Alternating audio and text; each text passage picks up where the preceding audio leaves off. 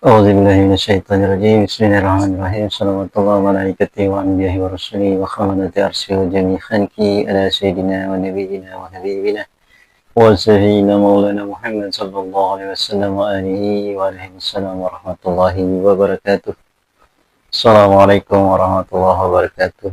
Seluruh sobat jati diri dimanapun berada, semoga selalu dalam lindungan rahman dan rahim Allah subhanahu wa ta'ala. Amin. Di kesempatan kali ini kita ada di episode ke-22. Di episode kemarin kita sudah banyak membahas tentang jati diri, tentang hakikat ruh ya. Sudah banyak kita berbicara tentang letak dan sejatinya ruh itu sendiri. Di mana ruh itu adalah kudrahnya Allah Ta'ala ya, yang dihembuskan di dalam diri manusia yang bernama idofi, ruh idofi, yang dihembuskan dalam bentuk kudrahnya Allah. Pada sejatinya ruh itu adalah komponen yang terdiri dari dua unsur, yaitu akal dan nafs, jiwa. Di akal itu sendiri yang menempati dari posisi ruh yang menempati wilayah akal itu adalah ruh Rabbani. Sementara di wilayah nafs itu sendiri adalah ruh rohani. Nah, dua ruh inilah yang mengisi atau memetakan di dalam iradahnya Allah Ta'ala yang berupa batang tubuh ini, yang dibentuk di dalam kehendaknya Allah, yang diambil dari skema Nur Muhammad, Mimha, Mimdal. Disitulah dua ruh ini, kudrahnya Allah ini terpetakan, mengisi relung yang namanya iradahnya Allah, sehingga terjelaslah apa yang diinginkan Allah Ta'ala itu. Jadi yang kita saksikan di dalam 25 syahadat itu sekali lagi adalah kudrah dan iradahnya Allah. Kekuasaan yang dihembuskan, kekuasaan yang diadakan di dalam mewujudkan keinginannya. Keinginannya itulah diskemakan, diwujudkan dalam bentuk mimha, mimdal yang kita pakai ini, Nur Muhammad.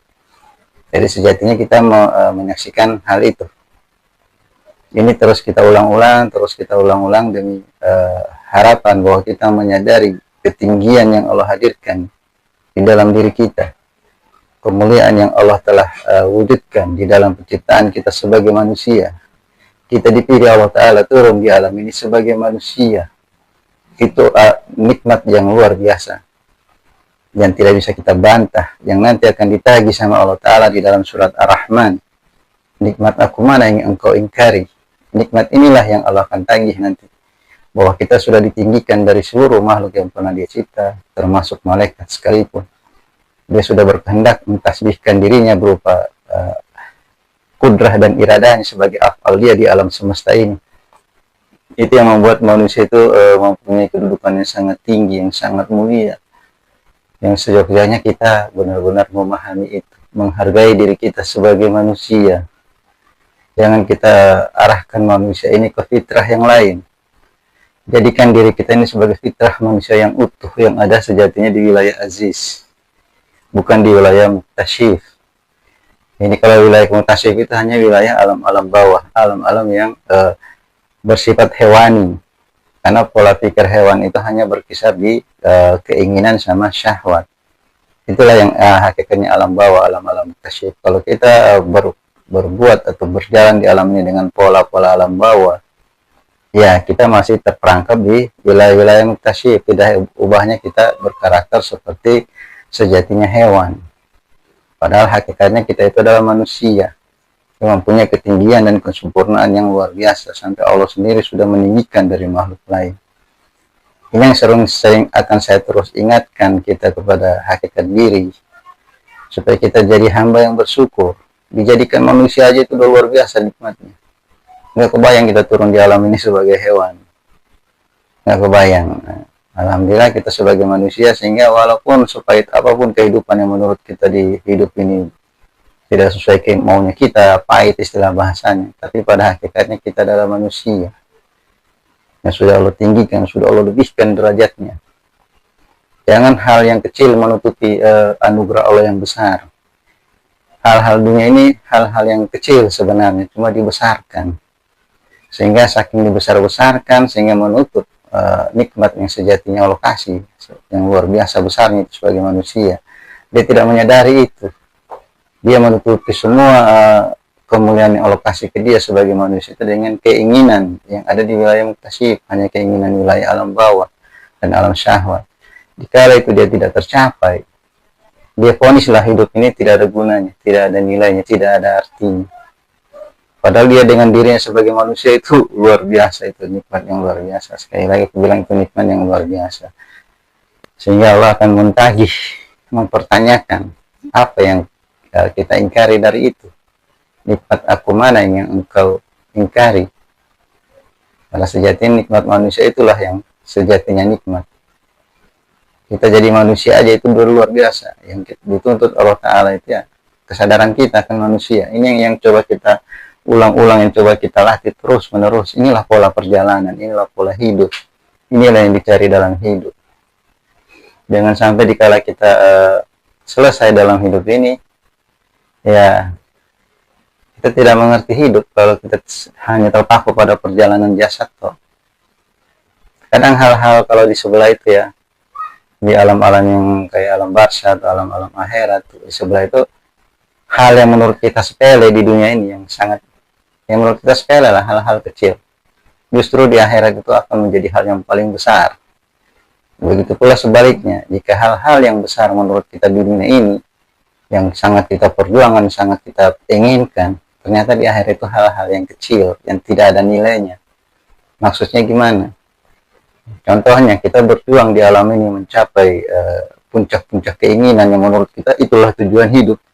Di dalam skema harta, tahta, wanita, kasta, kita berupaya berjibaku memperoleh itu. Sehingga kita peroleh, kita ada di puncak menara gading. Dan kita sudah mendeklarasikan diri, kita sukses. Itu hal yang besar bagi kita, itulah tujuan yang kita cari. Nah, sehingga yang menurut kita hal-hal kecil yang selama ini yang kita hanya terfokus urusan-urusan keinginan dan syahwat, kita kecilkan keinginan yang sebenarnya. Tujuan sebenarnya seperti misalnya sholat. Jujur saja kita dalam hidup untuk sholat aja kita mengecilkan arti sholat itu. Sekalipun kita sholat ya hanya sekedar aja. Tidak sampai benar-benar menjiwai, membangkitkan kesadaran dia. Hanya sekedar aja. Dikala azan berkumandang pun, seakan-akan itu cuma angin lalu. Lebih penting suara HP atau dering HP, langsung cepat tanggap. Jadi kalau ada HP walaupun cuma bunyi WA atau alarm, langsung dia nengok. Dikala azan biasa aja. Jadi seakan-akan hal-hal yang seperti sholat, perbuatan-perbuatan yang membangkitkan kesadaran itu bagi dia hal yang kecil, yang receh bagi dia kalau di dunia. Bahkan ada lagi hal yang menurut mereka itu di dunia itu hal yang sama sekali tidak digubris, tidak dianggap. Contohnya apa itu? Pola tahara, bersuci. Dimana kita dalam membuang air besar, khususnya kencing ya, kita membuang air kecil itu kencing, itu moda kencing sekecil apapun itu akan membuat kita derita di alam barzah itu, di alam kubur itu. Siksa kubur itu rata-rata dari sisa kencing yang tidak bersih atau cara-cara bertahara yang tidak benar. Kenapa? Karena syarat sah sholat itu dilihat dari sahnya dia di dalam berwudu, dalam dia bersuci, dan syarat sah berwudu itu dilihat dari dia benarnya dalam cara bertahara, melakukan pembersihan, kesucian dalam najis itu. Nah, itu urut-urutannya, baru sah sholatnya. Dari tahara dulu, hal yang kecil. Dan ini yang bagi kita di dunia ini hal-hal kayak itu hal receh, tidak dianggap. Justru itulah yang paling momen terbesar di alam akhirat. Di dalam alam barzah itu akan dipertanyakan. Sementara yang kita agung-agungkan, hal yang kita besar-besarkan di alam ini berupa kesuksesan hidup, di sana tidak ada apa-apanya, tidak membantu sama sekali. Dan ini kita nggak bisa pungkiri, ini bukan sekedar kita mengada-ada. Kita semua dalam lingkup waktu. Kita berjalan dengan waktu, sehebat apapun kita, seberkuasa apapun kita, sesakti apapun kita, sejenius apapun kita tidak bisa mengembalikan waktu itu, bahkan menghentikan waktu satu detik pun tidak bisa. Kita tetap digerus di dalam waktu, kita tetap diseret di dalam arus waktu tanpa bisa berbuat banyak. Sehingga Allah sumpah dengan itu, dan waktu menyumpah diri dengan wal asri, bahwa seluruh manusia itu merugi. Ya merugi karena ya dia tidak bisa melihat hakikat hidupnya sebenarnya, perjalanan jati dirinya sebenarnya itu dia nggak ngerti. Nah, Jadi kalau kita melihat yang namanya mati, maut, dia memisahkan semua apa yang kita cintai, apa yang kita inginkan, itu maut. Yang membuat terasa sakitnya siksa kubur itu, yang dimaksud dengan siksa kubur itu ya bukan semata-mata kita di azab sama malaikat-malaikat dalam kubur. Yang paling membuat kita tersiksa dari azab kubur itu kita dipisah dari apa yang kita cintai. Semakin kental kita dengan dunia, semakin terikat kita dengan dunia, semakin karam kita dengan dunia, semakin susah kita keluar dari dunia itu. Itulah hakikat sakitnya sakaratul maut itu. Semakin bertahan kita dengan dunia, di saat kita mau keluar dari dunia, sakitnya minta ampun. Kita bisa buktikan itu jika kita mempunyai sesuatu yang kita agungkan di alam ini, misalnya contohnya punya kendaraan, nggak usah mewah lah, misalnya motor lah misalnya, terus kecolongan, sakitnya minta ampun, atau ketipuan dia, sakitnya minta ampun dia, itu baru diambil secara di mana seluruhnya diambil. Dan orang meninggal itu sama kayak orang diculik ya, tiba-tiba ditutup mata kita, dibungkus kita, dibuang di tempat yang sama sekali kita tidak tahu. Hampir seperti itulah yang namanya orang sakaratul maut itu, diambil nyawanya. Dia dilempar di tempat sesuatu yang sama sekali dia tidak mengerti. Alam barzah itu dia tidak tahu. Boro-boro tahu, pikirannya dia nggak mau tahu. Walaupun dia tahu mati itu ada, tapi dia tidak mau tahu. Di saat dia berhadapan dengan itu, dia kebingungan. Ini apa? Ini di mana? Ini bagaimana? Stres dia. Sehingga Rasulullah menegaskan bahwa orang yang paling cerdas itu, orang yang paling pintar itu yang mau belajar mati. Yang belajar dari mati, yang mau mengetahui mati. Karena itulah tujuan nanti. Kita ke sana, kita akan melewati fase itu. Seharusnya kita juga mengerti akan hakikat mati itu, walaupun cuma 1-2 huruf. Penting kita paham. Jangan kita anggap mati itu hal yang begitu aja biasa. Setelah kita berhadapan dengan dia, kita kelabahkan. Kalau lihat orang yang mati, ya kita nggak ngefek. Nggak ada sama sekali pengaruh sama kita. Tapi dikala itu terjadi sama kita, rasakan sendiri yang namanya maut. Sebenarnya dunia itu, kita dihadirkan dunia itu, apa yang kita sudah capai dengan tujuan hidup, itu hanya pembuktian. Kita mampu memperoleh puncak-puncak kejayaan di dalam harta, tahta, wanita, kasta, itu cuma pembuktian bahwa kita mampu, bahwa kita bisa. Jangan sampai dicintai. Kalau sudah sampai dicintai apa yang kita capai, itu susah untuk melepasnya. Susah untuk menerima kejatuhannya. Jangan kejatuhannya, hilangnya pun dia stres. Gitu. Jadi jangan sampai tiba di hakikat mencintai apa yang sudah kita jalani di alam ini, yang menurut kita capai di alam-alam keinginan, harta, tahta, wanita, kasta. Bukannya nggak boleh, boleh aja. Itu hanya pembuktian bahwa saya bisa menjalani dunia, saya bisa mencapai puncak dunia, saya bisa mewujudkan yang namanya kesuksesan hidup. Hanya sebatas itu. Jangan sampai mencintai, mengklaim bahwa dialah yang berjuang, bahwa dialah yang semua-muanya. Nah, itu akan sangat menyakitkan jika harus berpisah dengan itu semua. Seyogyanya dunia itu hanya pembuktian, bukan untuk mencintai. Yang dicintai hakikatnya adalah Allah Ta'ala itu sendiri, melalui penciptaan diri ini. Dari diri inilah yang kita sayangi, kita cintai. Kita perlu ketahui, dengan mengetahui sehingga kita bisa mencintai. Gitu.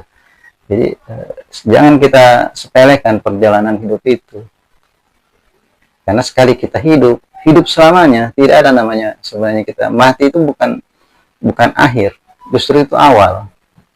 Di dunia ini kita baru belajar hidup, baru ingin mengetahui apa itu hidup, sehingga kita ditaruh di alam dunia. Alam dunia itu tempat berkumpulnya ruh dan jasad.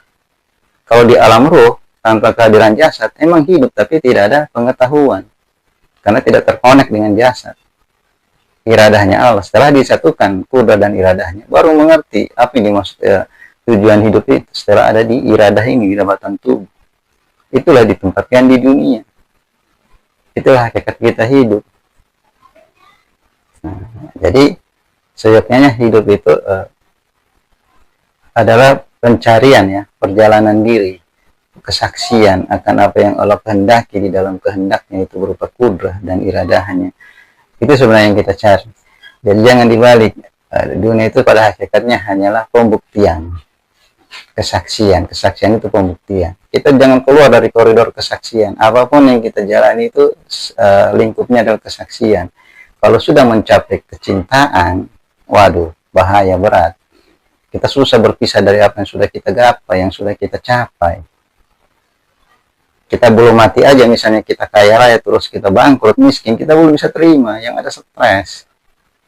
Bahkan dia lebih mencintai matinya daripada kebangkrutannya, karena itu sudah memasuki relung jiwanya, sudah sampai tiba di kecintaan.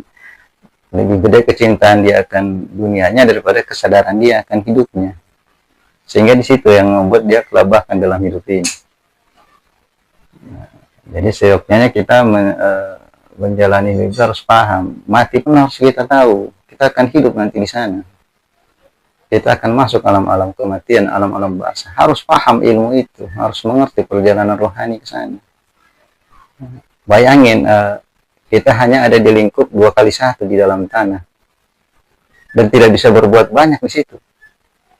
Kita walaupun di rumah yang sekecil ini, kita masih bisa warawiri. Di sana cuma dipocong dengan 2x1, di ukuran segitu, untuk selama-lamanya, sampai nunggu hari berbangkit. Makanya lebih lama kondisi orang mati daripada kondisi orang hidup. Lebih lama. Siapkah kita untuk itu?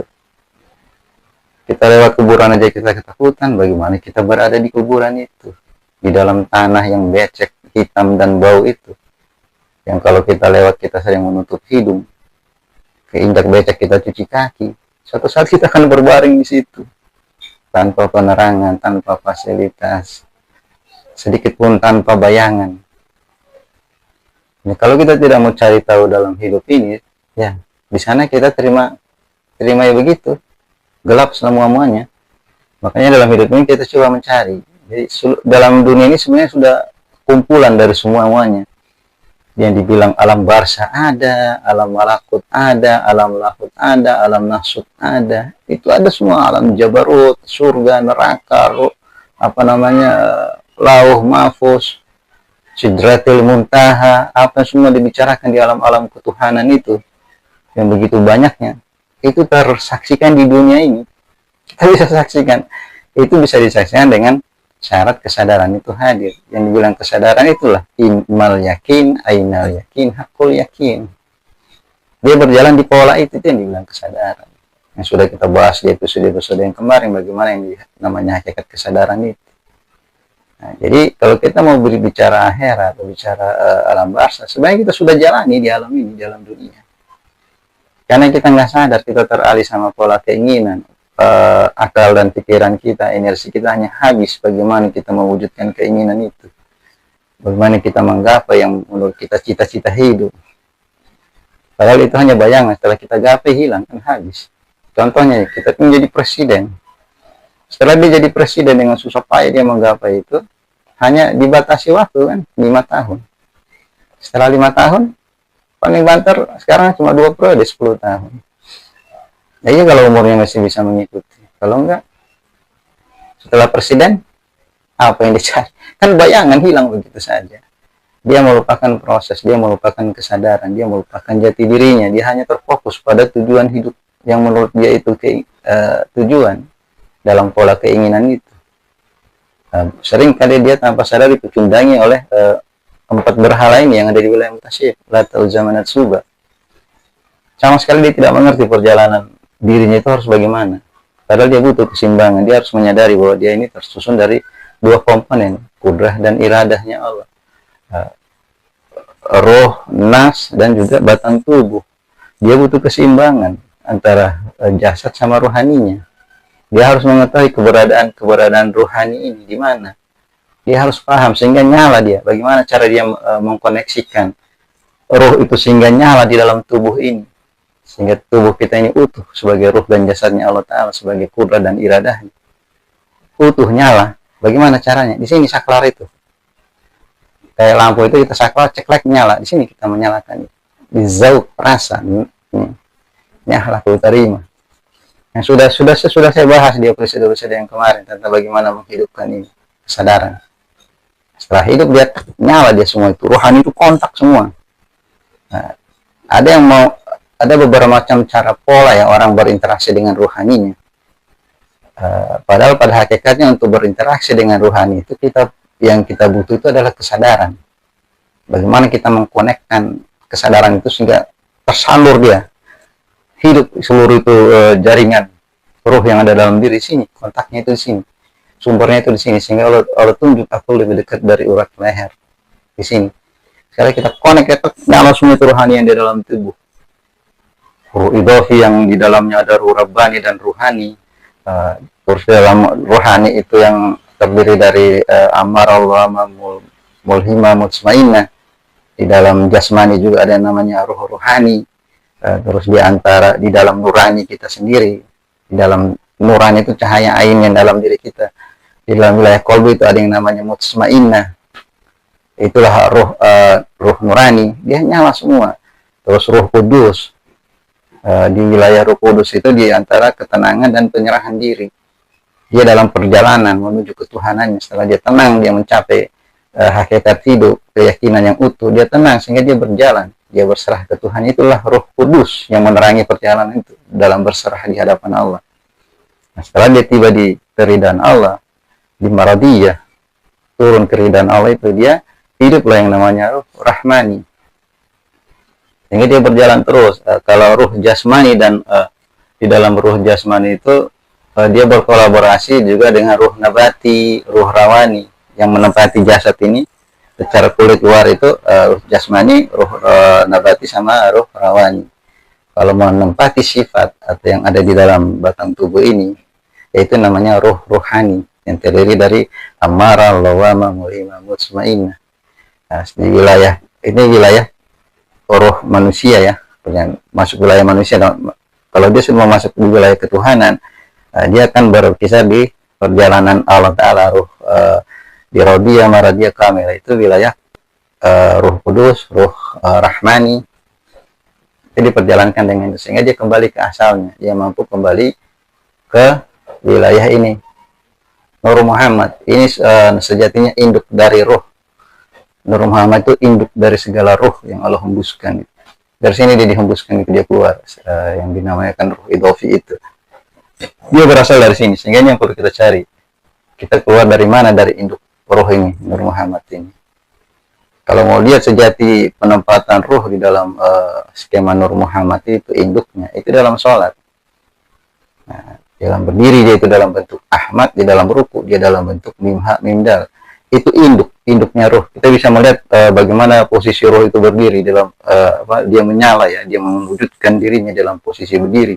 Saat kita takbir itu masuk dalam niat, dia berdiri. Jadi enggak hanya asal sholat itu hanya batang tubuh yang kosong. Kalau mampu kita menyaksikan itu cahaya yang berdiri Nur Muhammad, bukan kita lagi. Kalau dalam sholat itu yang berdiri Nur Muhammad, induk dari segala ruh, apalagi dalam keadaan sujud. Nah, cuma ini hanya bisa kita buktikan secara hakul yakin. Itu ada macam-macam proses. Banyak kan orang menempuh itu dengan pola-pola tarekot. Dia terjun benar-benar full di dalam situ ya, memaksakan diri, membentuk dirinya sedemikian rupa, menghaluskan dirinya sehingga bisa satu frekuensi dengan ruh. Dia memperbesar volume rohani. Pola-pola tarekat itu memperbesar volume rohani, memperkecil volume jasad. Volume jasad itu maksudnya apa? Itu keinginan diperkecil porsinya, keyakinannya digedein. Keyakinan itu wilayah rohani. Itu yang ada di pola-pola tarekat. Nah, aku tidak bisa menjelaskan secara detail ya untuk pola tarekat, karena jujur aku juga bukan orang tarekat, nggak menjalani itu, cuma mengetahui itu. Nanti insya Allah itu wilayah para guru tarekat. Kalau ingin mendalami itu, carilah guru yang benar-benar mengerti akan ilmu itu, para mursyid. Beliau akan menjalani itu sejatinya proses tarekat itu. Aku hanya menjalani bagaimana proses secara kulit luarnya aja. Bagaimana kita memahami sekilas tentang jati diri ini. Kalau sudah bicara isi itu harus dengan guru ya, guru mursyid. Nanti beliau akan membimbing bagaimana kita memperbesar volume rohani ini dan memperkecil volume jasmani. Sehingga itu bisa kita interaksi, bisa kita lihat secara nyata, secara hakul yakin yang namanya ruh itu berdiri dia. Sejatinya ruh itu ya sama kayak bentuk jasad. Kudrah irada itu sama bentuknya, yang kita pakai ini sama. Dikala berhadapan dia memperkenalkan diri itu sama, dia wujudnya sama. Cuma setelah dia diurai, terpisah dia jadi lapisan-lapisan roh itu warna-warni dia ya. Ada kurang lebih 7 lapis warna dia. 7 lapis roh yang akan pada dasarnya dia nyatu di dalam satu bentuk, yaitu yang namanya ruh idofi. Setelah dia dipisah, dia dijejerin gitu, berjejer dia. Itu nanti kita akan saksikan juga nanti di kala akhir perjalanan kita ya, sakaratul maut. Kalau orang-orang yang beriman, orang-orang yang Allah ridhoi, itu dia keluar roh dari badan ini, dia pamit sama jasad ini, nggak hanya nyelonong gitu aja. Dia pamit, karena ini pernah dia tempati, dia bersyukur, dia berterima kasih. Kita sudah mengenal dia, kita sudah merawat dia, kita sudah mempersilahkan dia mengeksplor ini diri. Kita sudah izinkan dia menemani kita di dalam pencarian jati diri. Dia akan berterima kasih sama diri ini. Hak dia kita sudah kasih di dalam kesaksian, di dalam rukun-rukun iman, rukun Islam, kita sudah kasih. Sehingga dia keluar pun dia tidak akan lupa dengan diri ini, dia akan keluar satu-satu. Terima kasih. Itu perjalanan orang-orang yang Allah ridha ya. Dan itu bukan omong kosong, bisa dibuktikan. Para musuh itu kalau pulang beliau itu hadir, 7 roh itu keluar. Dan keluarnya pun tidak maksa, dengan sopan, dengan akhlak. Dia permisi sama jasad ini. Satu persatu pamit, keluar, baru berjajar, baru balik dia ke hadapan Allah. Jadi nggak nunggu malaikat yang narik maksa, malaikat cuma menyaksikan bagaimana keluar 7 roh itu ya, sambil berterima kasih dia sama jasad ini. Boleh cuma menyaksikan itu. Tapi kalau orang-orang yang tidak mengerti ini, tidak menyadari keberadaan ruhani ini, hanya fokus pada jasadnya atau pada keinginan-keinginan alam bawah, ya roh-roh yang ini juga nggak akan peduli sama ini, mereka nyelonong begitu aja. Bahkan mereka ada yang yang ditarik paksa sama malaikat maut itu. Gitu. Keluar dari jasad ini, bukannya mereka mau bertahan di jasad ini, tidak. Mereka justru ingin segera keluar, karena orang yang di tempat ini tidak berterima kasih. Yang susah ditarik sama malaikat maut itu ruh jasmani itu, yang dibetot sama malaikat maut, karena dia sudah sangat terikat udah menyatu dia dengan jasad, dengan keinginan itu, sehingga dia harus diputuskan. Jadi yang membuat keinginan itu terasa itu ruh jasmani, sehingga dia merasa dunia itu betul-betul dekat dengan dia, itu ruh jasmani, dengan ruh nabatinya, dengan ruh rawaninya. Jadi yang ditarik sama malaikat maut itu ruh jasmani yang dikeluarkan. Kalau yang roh yang lain itu ya tanpa ditarik pun dia mau keluar sebenarnya, nggak betah, karena kita nggak ngerti dia, kita nggak pernah ngasih hak dia, kita nggak pernah menyadari keberadaan dia, kita nggak pernah merasakan dia itu hidup dalam diri kita, kita tidak pernah mengkoneksikan dia, kita biarkan aja itu basi di dalam diri kita, sehingga akhirnya ya gitu aja, diri kita pun tergeletak begitu, dia cuekin, dia tidak peduli.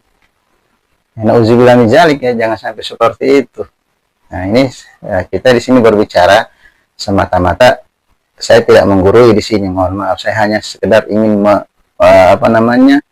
saling mengingatkan, mengajak bahwa tolong disadari diri kita ini bukan sekedar seonggok daging begini. Kita ini luar biasa tingginya, luar biasa harta yang ada di dalam diri kita ini, luar biasa nikmat karunia yang sebenarnya Allah sematkan di dalam diri kita, melebihi apapun, bahkan surga sekalipun itu tidak memadai mengimbangi kemuliaan diri ini. Itu yang perlu aku dorong, aku terus sesama kita sebagai saudara dalam Islam, sebagai umatnya Rasulullah, saling wajib mengingatkan itu. Betapa beruntungnya kita dihadirkan di alam ini sebagai manusia. Yang lebih beruntung lagi, bukan sekedar manusia kita hadir, tapi sebagai kecintaannya Allah Ta'ala, yaitu sebagai umatnya Rasulullah. Waduh, luar biasa. Jangan sampai kita nafikan itu, kita hilangkan, kita tiadakan nilai kita itu hanya semata-mata kita meninggikan nilai-nilai muktasyid, nilai-nilai keinginan kita. Setelah kita capek apa yang menurut kita itulah kehidupan, kita remehkan ini diri, kita remehkan sesama diri kita, manusia. Kita hanya mengagungkan keberhasilan dan kesuksesan kita. Sampai mana? Semana? Paling kuat itu 40-50 dia membanggakan itu. Ke 60 sudah nggak sanggup dia, 70, 80. Dia megang piring aja atau gelas untuk minum aja udah bergetar. Walaupun di sekeliling dia itu harta emas, permata, dia tidur tumpukan emas. Kalau sudah 70, 80, 90 apalagi udah 100. Dia tidak bisa nikmati itu. Megang gelas air udah gemetar, dan berjalan pun dia tertatih. Ya buat apa? Ya dunia hanya begitu, hanya iming-iming, hanya fata morgana. Sejatinya itu yang ada di dalam diri, yang sudah Allah sematkan berupa kudrah dan iradahnya, itu luar biasa. Dan sekali lagi, dunia ini adalah kumpulan. Jadi jangan pernah berpikir, loh kenapa aku dimatikan, diperjalankan di tempat, ditaruh tempat yang sama sekali kita nggak mengerti. Di mana sih keadilan Allah itu? Tiba-tiba kita diambil nyawa kita, ditaruh di alam barzah yang sama sekali kita nggak ada pengetahuan di situ, nggak ada pemahaman, nggak ada pengertian, nggak ada pengetahuan sama sekali, sehingga gelap. Kita akan menghujatkan Allah, kenapa Allah taruh kita di situ? Nah, harusnya kalau ditaruh di tempat sesuatu itu, ya setidak-tidaknya kita ada pemahaman atau ada pengetahuan. Pasti akan begitu orang menghujat di hadapan Allah. Padahal kita sudah dikasih pengetahuan, sudah dikasih pemahaman, justru diterangi lagi dengan keberadaannya ruh. Sehingga alam yang Allah ciptakan di alam semesta ini itu sudah ditasbihkan di dunia ini, dalam kehidupan ini. Kita sudah saksikan semua itu. Bahkan perjalanan di alam barzah pun kita sudah nyaksiin sebenarnya. Kita sudah jalani. Cuma tingkat kesadaran kita yang belum memasuki itu, belum hadir. Yang dibilang kesadaran itulah keyakinan. Imal yakin, ainal yakin, hakul yakin. Aku sudah bahas bagaimana memperoleh, menggapai yang namanya keyakinan itu, kesadaran. Di episode-episode yang terdahulu. Kalau ingin di-reply lagi ya silahkan dicari di situ.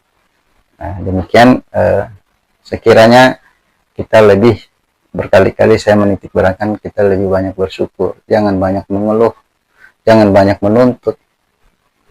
Hidup itu pembuktian, penyaksian, mau dia dunianya atau akhiratnya, dia buktikan. Dunia mampu dia buktikan, dia jadi orang kaya, dia jadi orang sukses, dia jadi pengusaha, dia jadi pemimpin, dia jadi seorang ilmuwan, dia jadi seorang ulama, pokoknya sukses dalam hidupnya.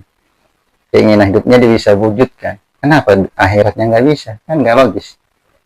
Nah, kenapa nggak bisa nyebrang ke wilayah akhirat? Karena dia sudah klaim, dia sudah labeli, dia sudah bungkus pencapaian dunia itu dengan kecintaan. Sehingga dia puas dengan itu, dengan urusan dunianya aja. Dia nggak ngerti ada yang lebih hebat dari urusan dunia. Jadi seharusnya kita berjalan di alam dunia itu hanya sebagai pembuktian, kesaksian, bukan kecintaan. Kalau mau cari kecintaan itu di hadapan Allah. Yang wajib dicintai itu Allah Ta'ala. Karena dialah awal mula kita dijalankan di sini dan akhir kita untuk kembali. Di dalam tasbihnya itu rupa kudrah dan iradah. Iradahnya itu Nur Muhammad, kudrahnya itu ruh yang dihembuskan. Yang disebut dengan ruh idhafi itu, yang terpetakan di dalam akal dan nafsi, susunan diri itu.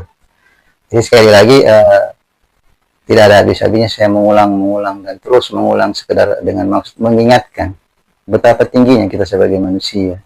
Kita sering terhanyut, sering terlena baik dalam kesenangan maupun dalam kesedihan, baik dalam keadaan sukses atau terpuruk. Kita sering terlena di situ, hanyut, terbawa tapi di dalam wilayah muktasyif. Nah itu, kalau kita tidak ada kesadaran, kita makin tenggelam di dalamnya. Sementara Allah menghadirkan ujian itu salah satunya apa? Hikmah dari ujian itu bagaimana terjadinya koneksi antara jasad sama ruhani. Itu hakikat dari ujian. Jadi kita mengkoneksikan ruhani dan jasad itu ada macam-macam cara. Cara pertama itu dengan rukun Islam. Kita tegakkan sholat, kita 2 kalimat syahadat, terus sholat, puasa, zakat, haji. Itu cara kita mengkoneksikan antara jasad dan ruh. Supaya tercapai ini, terkoneksi. Kedua, dengan ilmu. Ilmu itu ilmu yang seperti apa? Yaitu khususnya ilmu tarekat. Itu yang berhak mengajarkan itu para mufti ya. Orang-orang yang sudah pernah berjalan di wilayah itu. Sudah para mufti, bukan lagi penompu, dia sudah mufti. Itu yang berhak mengajarkan ilmu tarekat. Nah, yang ketiga, ini ujian hidup. Guru itu gurunya langsung dari Allah, dikasih ujian, dan Allah menguji hamba itu tidak melebihi kemampuan, tidak melebihi fitrah dia, pasti sama, pasti setakaran. Allah itu tidak zalim. Semata-mata dihadirkan ujian itu supaya kita connect. Kalau orang dapat ujian kan otomatis dia langsung masuk ke jiwanya. Nah, cuma penafsiran dikala masuk ke jiwanya yang masuk penderitaan, sehingga dia berkeluh kesah, dia mengungkit-ungkit, menghujat-hujat, dia memberontak di dalam kemulut jiwanya. Allah biarkan sampai benar-benar dia menemukan titik terang di situ, mengerti arti hidup. Karena cara Allah menjinakkan nafsu itu begitu, dia tahan keinginannya, tidak dia loss. Karena nafsu itu kalau keinginannya di loss, susah dikendalikan. Neraka aja nggak sanggup. 900 tahun dibakar di neraka untuk dia kembali ke Tuhannya, untuk dia bisa menahan diri, tidak bisa. Makanya caranya itu Allah tahan. Itulah ujian itu, Allah tahan keinginannya. Bukan Allah hambat atau Allah nggak kasih, akan dia kasih suatu waktu, akan dia kasih jalan keluar kita. Karena hidup ini memang susunannya begitu, ada siang ada malam, nggak mungkin malam terus, pasti ada siang. Dan biasa ujian itu kabar. Pada ikatannya kabar. Misalnya kita dapat ujian kesulitan, itu pasti ada kabar kita akan memperoleh kemudahan. Harusnya kita senang kalau dalam ujian kesusahan itu, wah, ini aku mau dapat keberuntungan ini, kemudahan. Harus bersenang hati. Gitu. Begitu pula orang yang dapat kemudahan, dia harus waspada. Oh, jangan-jangan nanti di depannya akan ada ujian. Begitu cara itu jadi cuma kabar. Itu kalau dia mampu mengkoneksikan jasad sama ruhaninya. Jadi salah satu cara mengkoneksikan ruh dan jasad itu salah satunya melalui ujian. Jadi ada 3 step ya. Pertama dengan rukun Islam dan rukun iman, kedua dengan ilmu, ketiga dengan ujian. Ini bagaimana cara kita mengkoneksikan ini ruh dan jasad itu sehingga dia nyatu, dia hidup dulu baru dia nyatu, nyala ini. Diri kita ini luar biasa, cahaya di dalam cahaya karena kita keluar dari Nur Muhammad.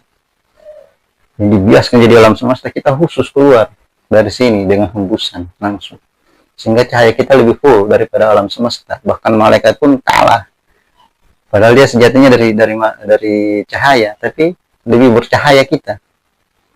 Gak ada yang sanggup menahan. Bisa kita buktikan apa benar manusia itu bercahaya dibandingkan dengan makhluk lain. Kita coba buktikan, misalnya kita lihat ada kerbau berkubang atau macan atau singa, binatang yang ditakuti, yang buas. Tapi lihat di atas kepalanya, suka ada hingga burung-burung pemakan kutu itu, burung-burung pipit. Padahal yang dinaikin kepala hewan buas. Dia tidak takut, dia hinggap. Karena nggak ada cahaya di situ. Coba manusia, boro-boro menghinggap, lihat manusia aja dari jauh udah terbang, dia takut. Bukan karena manusia itu buas atau rese, enggak. Tapi karena cahaya yang mancar. Burung bisa mengetahui itu. Peka burung untuk itu, sehingga nggak ada burung yang hinggap di kepala kita, kecuali yang burung yang sudah kita jinaki, yang sudah kita pilih, yang sudah kita latih, dia mau berinteraksi. Tapi kalau yang liar itu, boro-boro dia mau hinggap, karena kita diberakin kepala kita. Karena cahaya yang nyala itu hanya pembuktian ya, secara analogi aja begitu. Singa, macan, kerbau yang katanya hewan buas, hewan perkasa, dinaikin kepalanya, pundaknya digigit-gigitin, dipatok-patokin. Cari kutu, bahkan ikan paus saja ada yang masuk ke mulutnya nyari bersihin kutu-kutu itu. Lalu itu hewan yang luar biasa, super power. Tapi manusia walaupun dia seorang bayi, digeletakin begitu aja di padang rumput, gak ada burung yang mau deketin dia atau hinggap di kepalanya, gigit-gigitin kepalanya. Ini pembuktian supaya kita lebih memahami secara rasa ya, pembuktian. Kalau kita mampu telusuri sampai ke dalam, benar nggak ini kita ada ruhani di dalam? Benar nggak ada ruh Rabbani, ada namanya ruh rohani, jasmani, ruh ramani, ruh kudus. Kita buktikan semuanya. Nanti baru setelah kita mengenalkan ruh itu semua, menyadari ada keberadaan dia dan sudah terang, baru kita sekali-sekali bermain di wilayah ruh itu. Dari mana nih yang ruh Rabbani, dia bertempat di alam mana? Ada yang namanya alam malakut, itu tempat-tempatnya ruh Rabbani, alam Jabarut, alam nahut, alam nasyud, alam ruhuriyah. Itu alam-alam roh. Nah, pada dasarnya itu dalam diri juga, cuma dia dinamain sesuai nama dia itu. Itulah kurang lebih yang saya tidak habis-habisnya untuk membahas tentang ini, dan ini tidak akan pernah habis. Jati diri ini tidak akan pernah habis. 1 lautan dikumpuli, 7 lautan dikumpuli pun seluruh tumbuh-tumbuhan dijadikan pena untuk menulis kalam Allah di dalam takdir, nggak akan pernah cukup. Diri kita ini aja nggak akan habis-habisnya dibahas. Nah, jadi sekali lagi itu saya kembalikan lagi di tujuan hidup, bahwa di dunia itu selayaknya kita pembuktian, bukan kecintaannya. Jadi apapun yang kita jalani, pembuktian di dunia dengan tujuan keinginan untuk kita buktikan, itu pembuktian. Jangan diklaim kecintaan. Kalau sudah kecintaan, susah kita melepasnya. Begitu pula urusan akhirat, itu semata-mata pembuktian. Kita akan tiba di satu titik kecintaan itu di Allah Ta'ala. Di dalam kesaksian, itulah kecintaan yang sejatinya di wilayah asyhadu alla ilaha illallah wa asyhadu anna muhammadar rasulullah. Inilah wilayah kecintaan itu.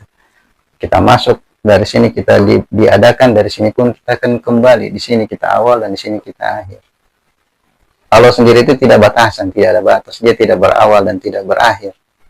Tapi dalam ketika dia mentajalikan dirinya, kalau dia ada keinginan dia untuk berkehendak menyatakan dirinya di alam, dia ciptalah penciptaan ini, Nur Muhammad. Ini yang dibilang ada batasnya. Awal berupa iradah dan qudrah dan iradah, itu awal dan akhirnya. Kalau makhluk ada batasannya. Kalau Allah Ta'ala yang tidak ada batas, tidak berawal dan tidak berakhir. Kalau makhluk awalnya itu dalam qudrah dan berakhir dalam iradah. Ini bilang inna lillahi wa inna ilaihi raji'un. Demikian lebih dan kurangnya, wabillahi taufiq wal hidayah. Wassalamualaikum warahmatullahi